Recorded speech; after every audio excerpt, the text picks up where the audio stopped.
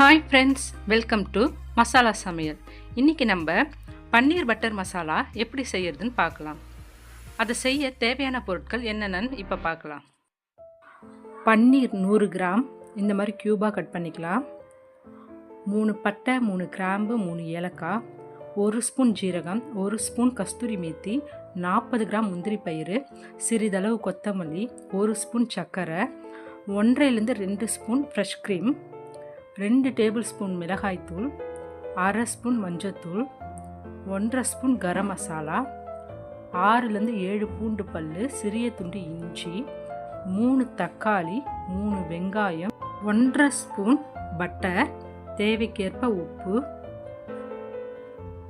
இந்த அளவுகள் எல்லாமே 4 to 5 பேர் சாப்பிட்ற அளவுக்கு இப்போ நான் செய்ய போகிறேன். வாங்க எப்படி செய்யலான்னு பார்க்கலாம். ஒரு பேனில் 2 டேபிள் ஸ்பூன் எண்ணெய் ஊற்றிக்கலாம். 1 ஸ்பூன் பட்டர்,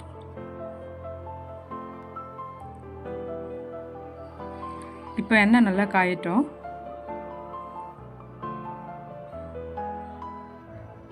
இதில் பட்டை, கிராம்பு, ஏலக்காய் இதை சேர்த்துக்கலாம். 1 ஸ்பூன் ஜீரகம் அதையும் சேர்த்துக்கலாம்.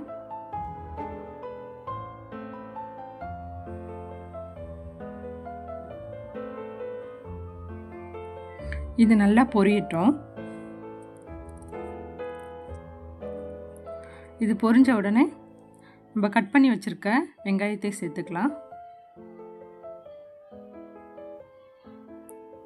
வெங்காயம் நல்லா வதங்கணும். கலர் மாறி வர வரைக்கும் வதக்கலாம். இப்போ ஒரு மிக்ஸி ஜாரில் நம்ம தக்காளி,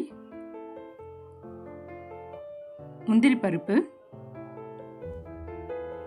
இஞ்சி, பூண்டு இதையும் சேர்த்துக்கலாம்.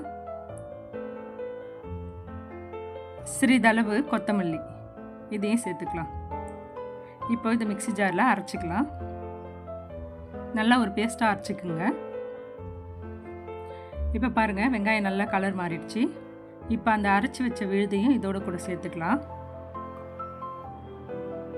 இது நல்லா எண்ணெயில் வதங்கணும்.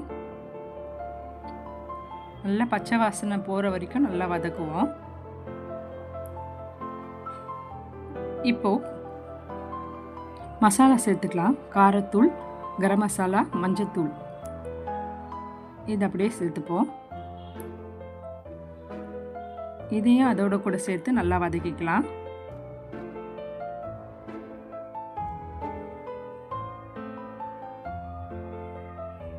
இந்த மாதிரி நல்லா ஒரு பேஸ்ட் வர வரைக்கும் நல்லா வதக்கிக்கலாம். இப்போ சிறிதளவு தண்ணி சேர்த்துக்கலாம். நம்ம தண்ணி சேர்த்துட்டு பச்சை வாசனை போகிற அளவுக்கு அதை கொதிக்க விடுவோம்.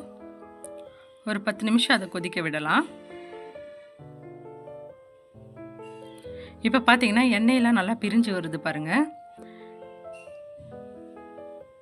இந்த ஸ்டேஜில் நம்ம ஃப்ரெஷ் க்ரீம் 1 ஸ்பூன் நான் இப்போ ஆட் பண்ணுறேன்.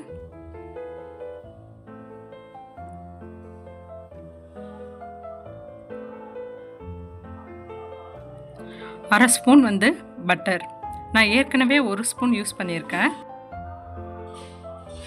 இப்போது 1 ஸ்பூன் சர்க்கரை,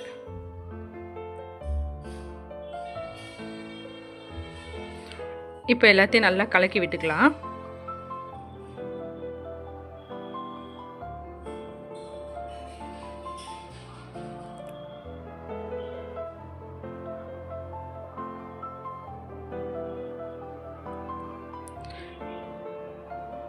இந்த ஸ்டேஜில் நம்ம உப்பு சேர்த்துக்கலாம்.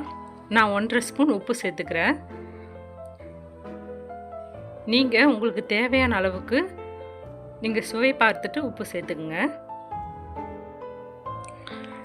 இப்போது நம்ம பன்னீர் சேர்த்துக்கலாம்.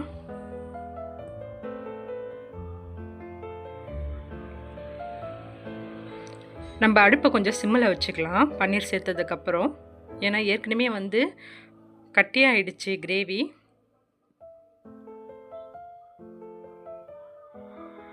இப்போ ஃப்ரெஷ் க்ரீம் இன்னும் கொஞ்சம் சேர்த்துக்கலாம்.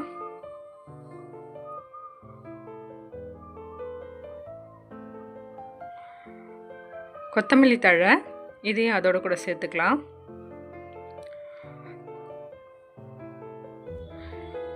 இப்போது கஸ்தூரி மேத்தி நான் ஏற்கனவே சொல்லியிருந்தேன் இல்லையா, அதையும் இப்போது இதோட கூட நல்லா கொஞ்சம் க்ரஷ் பண்ணி சேர்த்துக்கலாம்.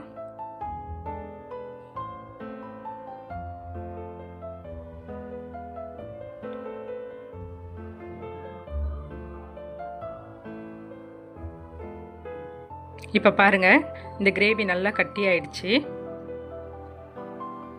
இவ்வளோ திக்காக வந்திருக்கு பார்த்தீங்களா? ஒரு 10 நிமிஷம் கொதிக்க விட்டால் போதும். நீங்கள் பன்னீர் சேர்த்துட்டு அவ்வளோதாங்க, சுவையான பன்னீர் பட்டர் மசாலா ரெடி ஆயிடுச்சு. இதை நீங்களும் ட்ரை பண்ணி பார்த்துட்டு எப்படி வந்துச்சுன்னு சொல்லி சொல்லுங்கள் ஃப்ரெண்ட்ஸ். Thank you friends.